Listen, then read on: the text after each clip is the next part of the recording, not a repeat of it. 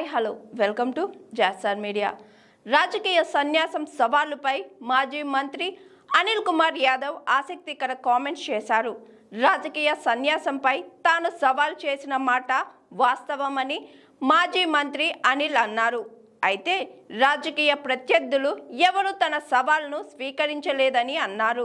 నర్సారావుపేట లోక్సభ నియోజకవర్గం నుంచి వైసీపీ అభ్యర్థిగా పోటీ చేసిన అనిల్ కుమార్ యాదవ్ అక్కడ తాను ఓడిపోతే రాజకీయ సన్యాసం తీసుకుంటానని గతంలో సవాల్ చేశారు. ఎన్నికల్లో ఓటమి చెందిన ఆయన రాజకీయ సన్యాసం తీసుకోవాలని టీడీపీ కార్యకర్తలు సోషల్ మీడియా వేదికగా డిమాండ్ చేయడంపై స్పందిస్తూ టీడీపీ వాళ్ళు ఎంత ట్రోల్ చేసినా తనకు ఇబ్బంది లేదని అన్నారు. ట్రోల్స్తో పబ్లిసిటీయే తప్ప తనకు నష్టమేం లేదని అన్నారు. వైసీపీ శ్రేణులపై దాడులు చేయడం సరికాదని, ఎవరు శాశ్వతంగా అధికారంలో ఉండరని గుర్తుపెట్టుకోవాలని అన్నారు. తాము అన్నిటికీ సిద్ధపడే ఉన్నామని అన్నారు.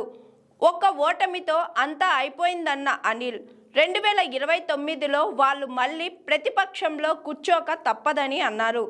మొన్నటి ఎన్నికల్లో ఏపీలో 40% మంది ప్రజలు వైసీపీ వైపు నిలిచారని అన్నారు.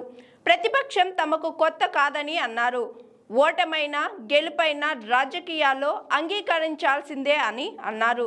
2009